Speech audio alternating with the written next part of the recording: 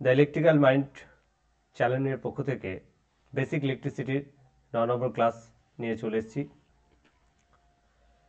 Topic combination resistance circuit and mathematics.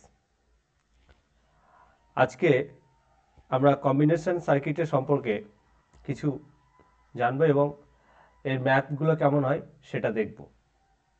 তো আমরা এখানে একটা রেজিস্ট্যান্স সার্কিট নিয়ে নিয়েছি, কম্বিনেশন রেজিস্ট্যান্স সার্কিট নিয়ে নিয়েছি, যেখানে আমরা দেখতে পাচ্ছি যে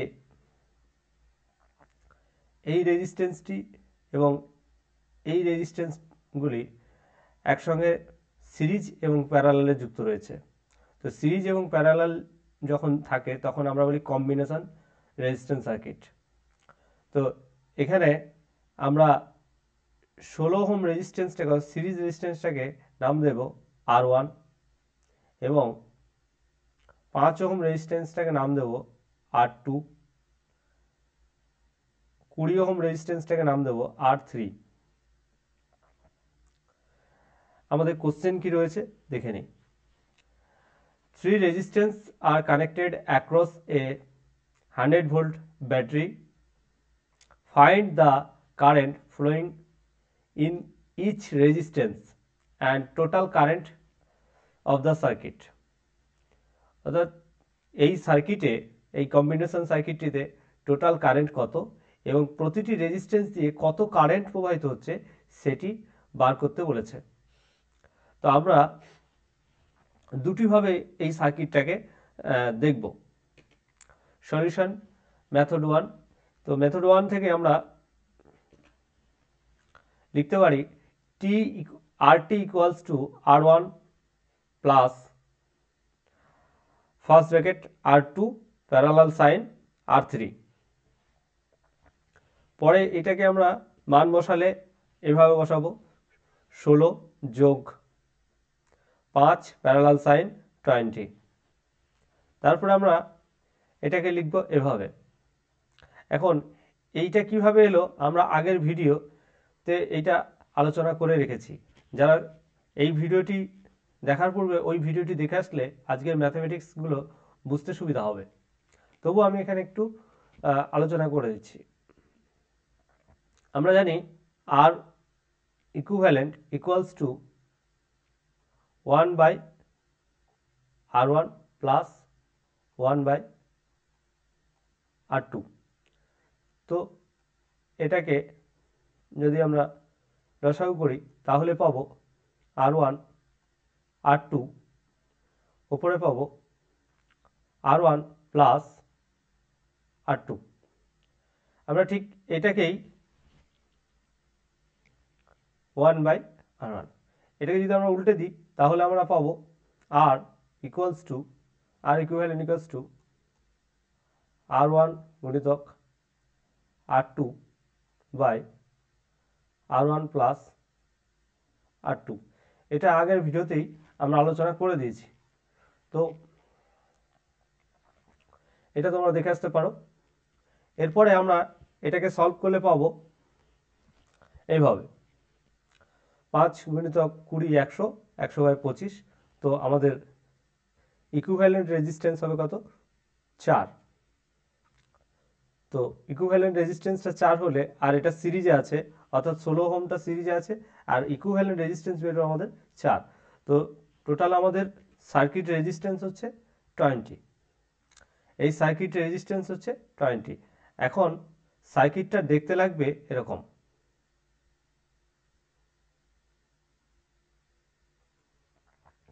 এটা হবে 16 ওহম আর এটা হবে 4 ওহম। তো এখান থেকে আমরা আইটিটা বার করতে পারবো। কিন্তু আমরা 5 ওহম রেজিস্ট্যান্স দিয়ে কত কারেন্ট প্রবাহিত হচ্ছে এবং 20 ওহম রেজিস্ট্যান্স দিয়ে কত কারেন্ট প্রবাহিত হচ্ছে এটা বার করতে পারবো না। সেই জন্য আমরা স্টেপ 2তে যাব। আচ্ছা, সলিউশন মেথড 2। তো মেথড 2 এ আমরা প্যারালাল কানেকশনটাকে আগে সলভ করব। স্টেপ 1 স্টেপ 2 এরকমভাবে করব। তো আমরা সলভিং করছি প্যারালাল কানেকশন। তো প্যারালাল কানেকশন আমরা যদি সলভিং করি, প্যারালাল কানেকশনটা সলভ করলে কি হবে, এই দুটোকে আমরা আগেই অলরেডি আমি এটা দেখিয়ে দিয়েছি। তো এইভাবে আমরা সলভ করব এবং এরপরে মানগুলো বসাবো, মানগুলো বসানোর পরে এটা আমাদের রেজিস্ট্যান্সটা ইকুইভ্যালেন্ট রেজিস্ট্যান্স আসবে 4। এখানে আমরা অলরেডি আগের পদ্ধতিতে দেখেছি। এখন এটা ঘটে যাওয়ার পরে আমাদের রেজিস্ট্যান্সটা দেখতে লাগবে এরকম। তো 100 ভোল্ট সাপ্লাই রয়েছে, আমাদের প্যারালাল কানেকশানটা সমাধান করলে আমাদের আসবে 4 ওহম। 4 ওহম তো দুটো হয়ে যাবে সিরিজে। তো সিরিজ থেকে আমরা স্টেপ 2 দেখি। Step 2 total resistance 20 and step 3 current in this circuit। তো কারেন্ট ইন দিস সার্কিটের ক্ষেত্রে আমরা এটা দেখব যে টোটাল রেজিস্ট্যান্স, অর্থাৎ আমাদের কাছে ডেটা আসলো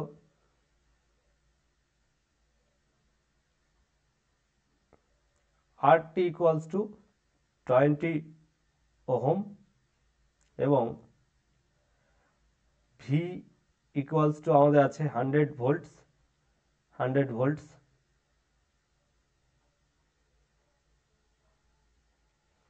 ভোল্টস আর আইটি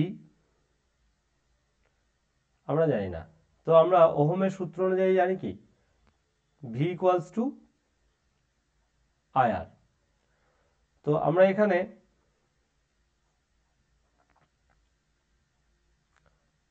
ভিটাকে উপরে লিখে দিলে এটা আইটা সাইডে হবে, হ্যাঁ, আই বার করলে ভি উপরে থাকবে। তাহলে আমরা আই সমান সমান লিখতে পারি আইটি সমান সমান আমরা ভোল্টেজটাকে উপরে রাখবো। ভোল্টেজ আমাদের 100 ভোল্ট আর রেজিস্ট্যান্স, টোটাল রেজিস্ট্যান্স, তো টোটাল রেজিস্ট্যান্স 20। তো আমাদের টোটাল আইটি বেরোবে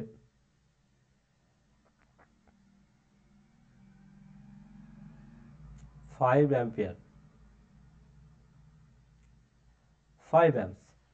আমাদের আইটি বেরোলো 5 অ্যাম্পস। এখন ইচ রেজিস্ট্যান্স বলেছে, তো আমরা জানি এই যে এইখানে আমাদের যদি আইটি হয়, এটা যদি আইটি হয়, তাহলে এখান দিয়ে আমাদের 5 অ্যাম্পিয়ার কারেন্ট প্রবাহিত হবে। এখানে 5 অ্যাম্পিয়ার কারেন্ট প্রবাহিত হওয়ার পরে কারেন্টটি দুটি ভাগে ভাগ হয়ে যাবে, অর্থাৎ এই ব্রাঞ্চে I1 এবং I2-তে ভাগ হয়ে যাবে। এখানে আমাদের এই সার্কিটে 5 অ্যাম্পিয়ার কারেন্ট এখান থেকে প্রবাহিত হবে সোর্স থেকে, কিন্তু এখানে এসে দুটি ভাগে ভাগ হবে। অ্যান্ড দুটি ভাগে ভাগ হলে কোনটা কোন দিকে কত কারেন্ট যাবে সেটা আমরা বার করব।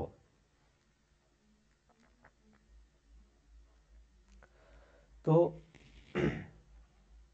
এখন আমাদের ডেটা বেরোলো RT equals to 20 ohm, V equals to 100 volts, IT equals to বেরোলো 5 amps। এইবার আমরা এই পর্যন্ত 5 amps কারেন্ট আসবে। আসার পর এখানে দুটো ভাগে ভাগ হলে আমরা জানি যে V equals to IR। তো আমাদের এইখানে এই ডেটাটা কি দেওয়া আছে, এখানে অলরেডি আমাদের ডেটা ইনপুট করা আছে, 5 ওহম আছে, কারেন্ট জানি না, ভোল্টেজটা। এইবার আমাদের জানতে হবে যে এইখানে ভোল্টেজ ড্রপ কত হয়েছে এর এগেনস্টে, অর্থাৎ 16 ওহম রেজিস্ট্যান্সের এগেনস্টে এখানে ভোল্টেজ ড্রপ কত হয়েছে, এইটা আমাদের বার করতে হবে আগে। তো ভোল্টেজ ড্রপ হলে আমাদের ভোল্টেজ আছে কত, এখানে আমরা লিখি ভোল্টেজ হচ্ছে 100, রেজিস্ট্যান্স কত আমাদের 5 ওহম রেজিস্ট্যান্স। তো এই ভোল্টেজ আমরা মনে করছি এটা নাম দিলাম V1। তো আমরা এখানেও নাম দিই V1। তো V1-এ আমাদের কারেন্ট প্রবাহিত হচ্ছে 5 ওহম, তাই 5 অ্যাম্পিয়ার এবং রেজিস্ট্যান্স হচ্ছে 16। তো আমাদের এখানে কারেন্ট হবে 80, 5 16 80, 80 ভোল্ট, 80 ভোল্ট। তো এখানে ভোল্টেজ ড্রপ হয়ে যাবে কত, 16 ওহম রেজিস্ট্যান্সের এগেনস্টে ভোল্টেজ ড্রপ হবে কত, 80 ওহম, এই 80 ভোল্ট। এইবার আমরা যদি এইখান থেকে আরেকটা ভোল্ট মিটার চিন্তা করি, তাহলে ওই ভোল্ট মিটারে কত ভোল্টেজ ড্রপ হবে বা কত ভোল্টেজ। আমরা জানি প্যারালালের ক্ষেত্রে ভোল্টেজ সমান হয়। এই প্যারালালে কেন ভোল্টেজ সমান হয় এই ব্যাপারটা আমি আগের ভিডিওতে বলে ভালোভাবে আলোচনা করেছি, তোমরা চাইলে দেখতে পারো এটা বোঝার জন্য। তো প্যারালালে ভোল্টেজ এখানে দুটোই সেম পাবে। তো ভোল্টেজ আমরা এখানে অলরেডি যদি V2 বার করতে চাই তাহলে আমাদের কি করতে হবে, V2 বার করতে হলে আমাদের সূত্র ইউজ করতে হবে V টোটাল ভিটা আর V মাইনাস 1। তো এখানে আমাদের 100 মাইনাস 80, তো আমাদের V2 পেয়ে যাব আমরা 20 ভোল্টস। V2 আমরা পেলাম 20 ভোল্টস। এইবার 20 ভোল্টস এগেনস্টে 5 ওহম এবং 20 ওহম দুটো রেজিস্ট্যান্স রয়েছে, দুটোর এগেনস্টে ভোল্টেজ হচ্ছে আমাদের 20। তো 20 ভোল্ট হলে আমরা এখানে ডেটা পেয়ে গেলাম কি, ভোল্টেজ পেলাম, রেজিস্ট্যান্স পেলাম, কারেন্ট কত জানি না। তাহলে এইখানে V2 এর ক্ষেত্রে আমরা পেলাম ভোল্টেজ ইকুয়ালস টু 20, আবার এই R2 রেজিস্ট্যান্সের ক্ষেত্রে R2 রেজিস্ট্যান্সটা আমরা জানি 5 ওহম। তাহলে এখানে কারেন্ট কত বইবে, অর্থাৎ R1 I1 এর এগেনস্টে কত কারেন্ট বইবে আমরা দেখি।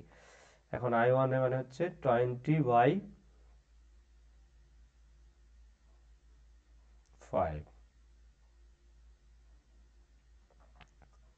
তাহলে এটা হয়ে যাবে 4 অ্যাম্পস, 4 অ্যাম্পিয়ার কারেন্ট I1 এর এগেনস্টে, অর্থাৎ এখানে I1 এর এগেনস্টে এই যে এই লাইন দিয়ে আমাদের সার্কিটের এই লাইন দিয়ে আমাদের যাবে 4 অ্যাম্পিয়ার কারেন্ট প্রবাহিত হবে। তো অবভিয়াসলি 4 অ্যাম্পিয়ার কারেন্ট যদি এখান দিয়ে প্রবাহিত হয় আর আমাদের এখান দিয়ে কত প্রবাহিত হওয়ার কথা, তাহলে এখানে এই পর্যন্ত 5 অ্যাম্পিয়ার ছিল, এই পর্যন্ত 5 অ্যাম্পিয়ার ছিল, তো এখান থেকে এটা দুটি ভাগে ভাগ হয়ে যাবে। তো 4 অ্যাম্পিয়ার কারেন্ট যদি উপরে I1 দিয়ে চলে যায় তাহলে I2 দিয়ে 1 অ্যাম্পিয়ার কারেন্ট যাবে, যেহেতু আমাদের টোটাল কারেন্ট হচ্ছে 5 অ্যাম্পিয়ার। তো আমরা তবুও অঙ্কের মাধ্যমে দেখি, এখানে আমরা লিখব I2, I3 রেজিস্ট্যান্সের মান হচ্ছে 20। তো I2 ক্ষেত্রে আমরা ঠিক একইভাবে ভোল্টেজ 20, রেজিস্ট্যান্সও 20, তো কেটে গেলে পড়ে থাকবে 1 অ্যাম্পিয়ার। এখন আমরা এটাও জানি যে যার রেজিস্ট্যান্স যত কম তার ভিতর দিয়ে তত কারেন্ট প্রবাহিত হবে। এই জন্য এইটা 5 ওহম রেজিস্ট্যান্স, কিন্তু এর কারেন্ট প্রবাহিত 4 অ্যাম্পিয়ার, আর এটা 20 ওহম রেজিস্ট্যান্স, কারেন্ট প্রবাহিত হচ্ছে 1 অ্যাম্পিয়ার। আমরা পরের অঙ্কে চলে যাব। তাহলে আমাদের অ্যান্সার বেরোলো I1 সমান সমান 4 অ্যাম্পিয়ার অ্যাম্পস, I2 সমান সমান 1